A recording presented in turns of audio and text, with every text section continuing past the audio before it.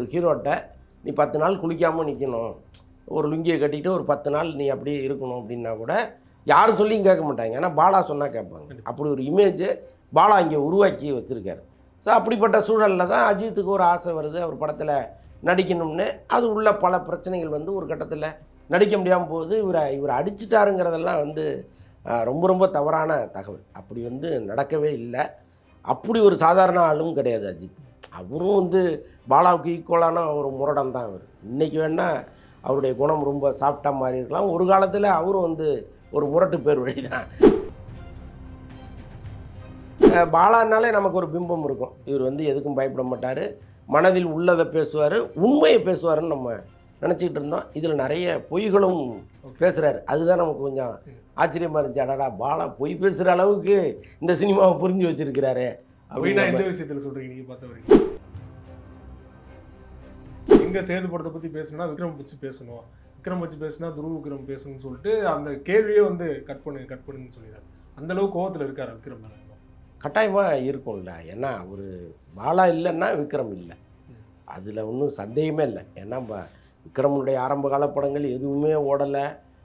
ரொம்ப வந்து விக்ரமே வந்து ரொம்ப இந்த சினிமாவை நேசித்ததுக்காக ரொம்ப என்னென்னவோ பண்ணிலாம் பார்த்தாரு. பட் எதுவுமே எடுபடாத சூழலில் இப்படி ஒரு கதையை கொண்டு வந்து, அதுவும் ஏற்கனவே வேற ஒருத்தர் நடிச்சிட்டு இருந்ததை தூக்கிட்டு விக்ரமை தூக்கி அது உள்ளே போட்டு அவ்வளோ பண்ணியிருக்காரு பாலா. அப்போ அவருக்கு இவருக்கும் நடுவில் இது போன்ற எக்ஸ்க்ளூசிவான வீடியோக்களை தொடர்ந்து காண மீடியா சர்க்கிள் சேனலை சப்ஸ்கிரைப் பண்ணுங்கள்.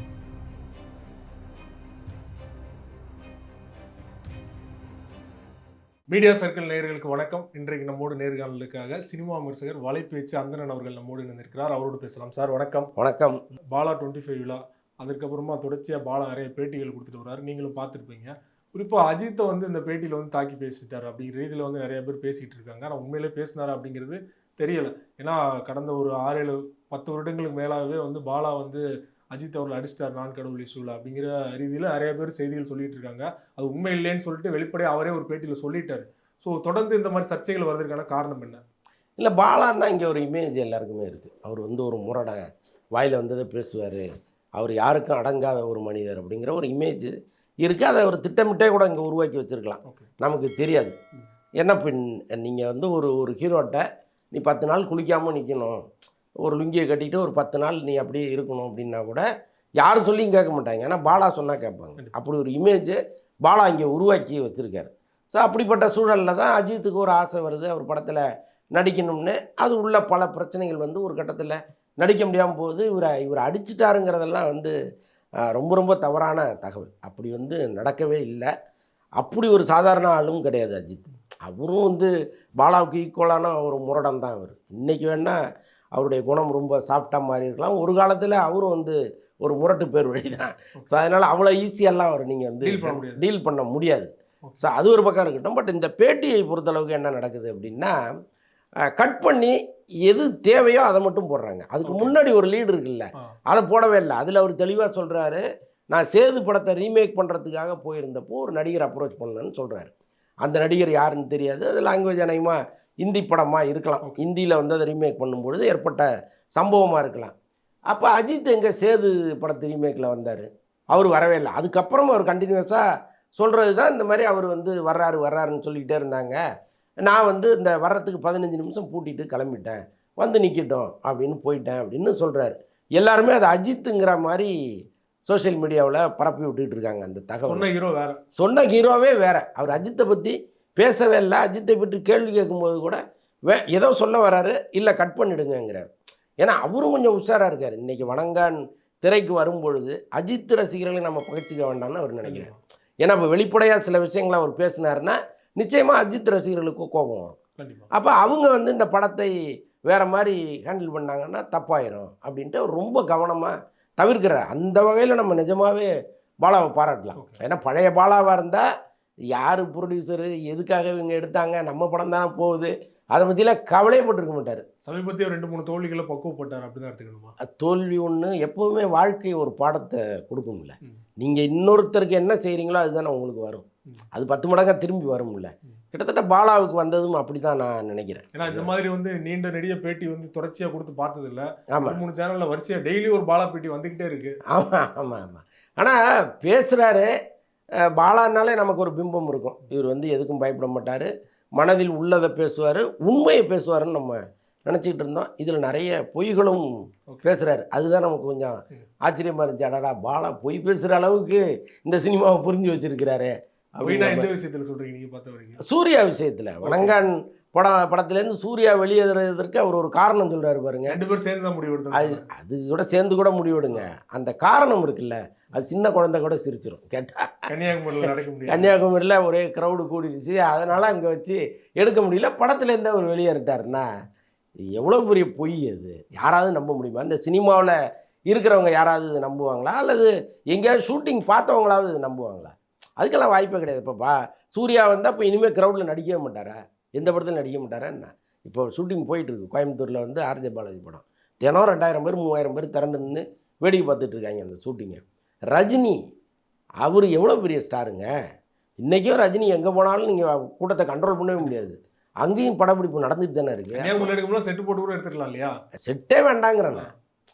கூட்டத்தை நீங்கள் ஒழுங்குபடுத்த முடியாமல் ஒரு ஷூட்டிங் எடுக்க முடியலன்னா அப்புறம் என்ன ஒரு டைரக்டர் இல்லையா? ஸோ அதனால் அது ஒரு காரணமாக எடுத்துக்க முடியாது. பட் அதை ஒரு காரணமாக அவர் சொல்கிறார். உண்மையான காரணத்தை அவர் சொல்ல முடியாது.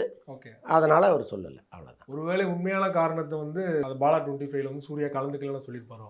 கலந்துக்கலன்னா நிச்சயமாக சொல்லியிருப்பார். ஓகே. அவர் கலந்துக்கிட்டதில் இவர் கொஞ்சம் நெகிழ்வான ஒரு இடத்துக்கு வந்துட்டார். ஏன்னா நிச்சயமாக அந்த நிகழ்ச்சியில் பாலாவால் வளர்ந்தவர்கள் வந்திருக்கணும். விஷால் வரல, ஆர்யா வரல, அதர்வா வரல, சசிகுமார் வரல, விக்ரம் வரல. வந்த ஒரே ஆள் பெரிய ஆள் வந்து சூர்யா தான். அப்போ அவருக்கான மரியாதையை நம்ம கொடுக்கணுங்கிறதுக்காக ஒரு இன்ஸ்டண்ட்டாக ஒரு பொய்யை தூக்கி போட்டார். ஏன்னா அவர் வரலன்னா அந்த விழாவே வந்து இந்த அளவுக்கு பேச பொருளை மாறி இருக்காது இல்லையா? ஆமாம், கட்டாயமா. இல்லைன்னா அந்த அந்த பாலா 25ங்கிற ஒரு விஷயமே வந்து பெருசாக எடுபட்டுருக்காது. ரைட்ஸ். அந்த பேட்டியிலே பார்த்தீங்கன்னா நெறியாளர் வந்து கேட்கும்போது சேது படத்தை ஒப்பிட்டே வந்து சொல்கிறாரு, உங்களோட படத்துலேருந்து தான் எடுத்திருக்காங்களா அப்படின்னு கேட்கும்போது, எங்கே சேது படத்தை பற்றி பேசணும்னா விக்ரம் வச்சு பேசணும், விக்ரம் வச்சு பேசுனா துருவ விக்ரம் பேசணும்னு சொல்லிட்டு அந்த கேள்வியே வந்து கட் பண்ணுன்னு சொல்லிடுறாரு. அந்தளவுக்கு கோவத்தில் இருக்கார் விக்ரம் மேலே. இன்னும் கட்டாயமாக இருக்கும்ல. ஏன்னா ஒரு பாலா இல்லைன்னா விக்ரம் இல்லை, அதில் ஒன்றும் சந்தேகமே இல்லை. ஏன்னா விக்ரமுடைய ஆரம்ப கால படங்கள் எதுவுமே ஓடலை. ரொம்ப வந்து